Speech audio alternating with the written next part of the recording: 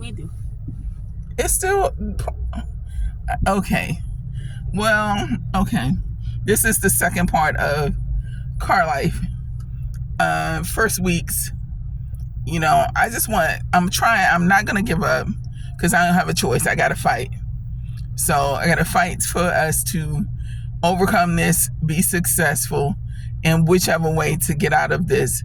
I keep trying to keep remaining in faith, have my conversations with the Lord, and I still know that He might be upset because sometimes I say things because I'm upset with myself, and I'm also not really upset with myself, just don't understand how walking in faith don't always lead you to receive the things that you hope for, or even the guidance that you pray for to appear in the way that you want them to appear, that where you understand, and therefore you make choices that are always not beneficial to your future. I think that's the only way I can say it. But anyway, this wasn't about being religious in no form. I'm a spiritual person, very spiritual person. I am learning to be more, build a relationship with the Lord. However, this situation is not changing that. I say that to say it's been a struggle for me to not feel sad and disappointed in our Father, because I've asked for direction and help and stuff, and then understand about receiving it, but not receiving it in times of need. Or anyway, especially when I always thought that I got everything that I asked for in one way or another. Maybe not when I wanted to, but eventually it happened. And I know that He has watched over us and protected us multiple times, all the time. The fact that when we sleep and we awake and make and provide for us, but it's not in the way that I thought I wanted. I say that we wanted. He has made sure Bryce got out of the hospital. Ooh, my son's name. I shouldn't have said that. Well, just made sure that he's got out of the hospital safely. That, we do have food. We end up having gas. Even though we have a shelter, we're able to sleep. I was able to sleep with my son in the hospital for those few days, and he got better. And at the same time, my swollen ankles and feet got better. And we got to sleep in a bed again for a few days, while they helped him become better and beat his situation that was happening with him. But and that was the Lord. Every day I'm thankful and grateful for Him watching and protecting over my son. But okay, back to Carlife.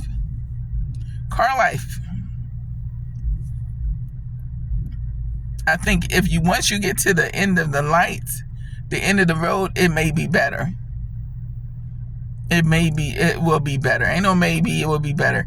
I see from YouTube, it's just, but I can tell, I don't know what people say, you don't have to have money. If you have no money, no money to go get you a raggedy daggedy car to live in, you got to do what you need to do.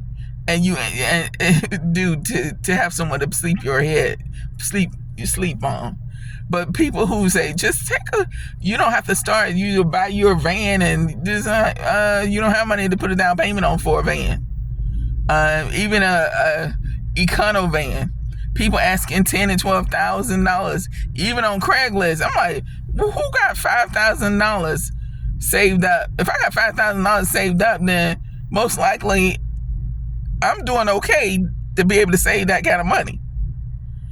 It's just strange to me, some of the concepts of people saying they have nothing, or they start with nothing, but they were able to buy and build out these vans and stuff. I'm like, what the heck? The only person I really enjoyed in the beginning was Chrome, watching him in van life when he first started. But again, he even said that he overpaid for his van that I think he got, and it wasn't the best van and how we, the air conditioning unit I remember seeing him buy one and put it in his van when he was still doing his DJ gigs and stuff.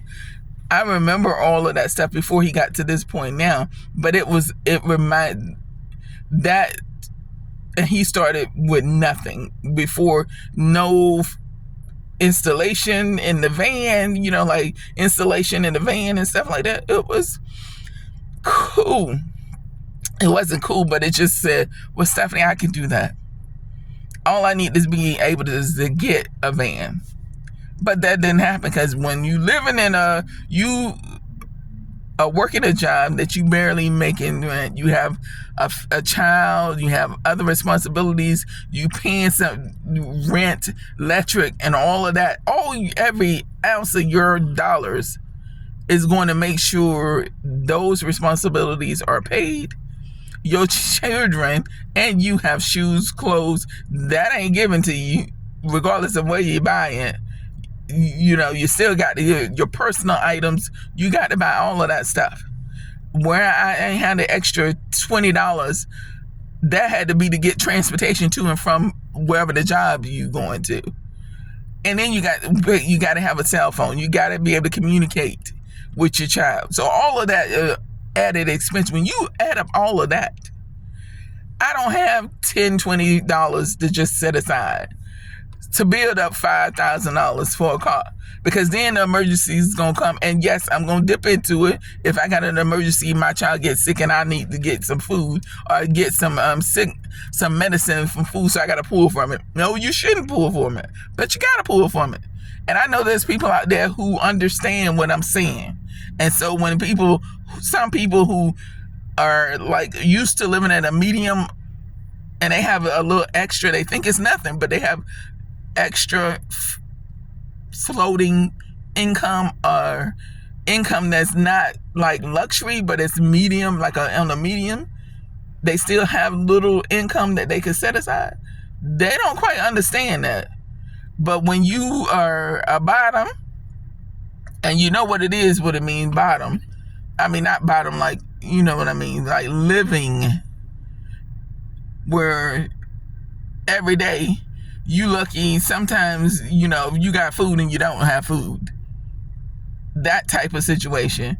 You know that it's not as easy to come up with money to buy cars, $10,000 cars, $5,000 car. Oh, you can find a car for that's $3,000, $5,000, $15,000. Who got $15,000 sitting in the bank? I can't finance nothing. And if I finance something, what's the point of getting out of? That's putting you in debt again. You already got debt that you want to get out of. If you go finance something, what was the whole point of it? I don't know. Anyway. So, as I'm putting this on YouTube anyway. My son says it's boring. He said nobody's gonna be interested in that. So maybe not. But I said no kids. Oh, no kids. Okay. So I am saying that I'm still not gonna give up on Carlife because I don't have a choice. I am going to continue to do YouTube now, I think. I'm just gonna vlog, and hopefully it's not that I don't want to deter anybody who want to get out there and build their freedom, because I want the freedom.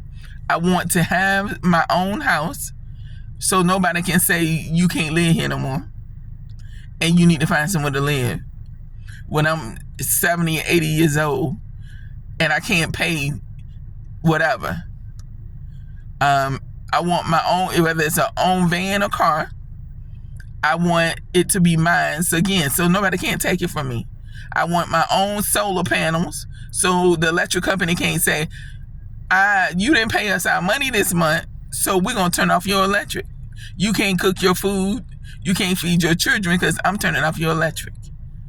If I got solar and I'm paying for it and the sun is feeding me, I can feed my child. I can cook the food that I need to cook, and I can generate light that I need to do and not have to work hard work my ass off back, raise my blood pressure to pay somebody else's for the electric bill, for the rent, and somebody else's more building that they making millions off of.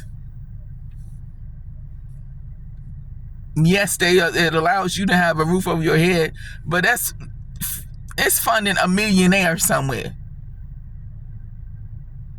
They not thinking about you. They don't care about you. That's funding somebody else's dream. I want my dream. I want my shit to come true finally. I want to build my shit. I want to have my shit. I earn it. I deserve it just like anybody else does. Everybody else deserves it too. I know. I'm sorry, baby. And he hate when I cuss. I don't cuss often, but I do slip when I start getting emotional. It's like, I want to have my dream come true. And my dream is not to be, I don't have to be wealthy or rich. It would be nice so I can give back to others. That would be my ultimate dream. Okay, I'm going to go on this. This is a little rant. I'm going on this. It's a little off schedule or whatever. But I'm going to talk about this. People who are wealthy and donate money. Don't know. They just donated to foundations and they say they do their research. How come there's so many damn people still in need? And it seems like the people that need still don't get anything. Other than people who doing soup kitchens and giving food directly away, you see it going out. People otherwise, oh no, I'm not going to go there. But anyway, I just feel like all the millions that if I had, this is just my idea, my thought. People don't need to know who did it. They don't need to give you no, what is it? What is they have those parties, those big luxury dinners to thank you for the millions of dollars you donate. Why the hell you need to why did somebody praise you for doing right if that's what you wanted to do out your heart?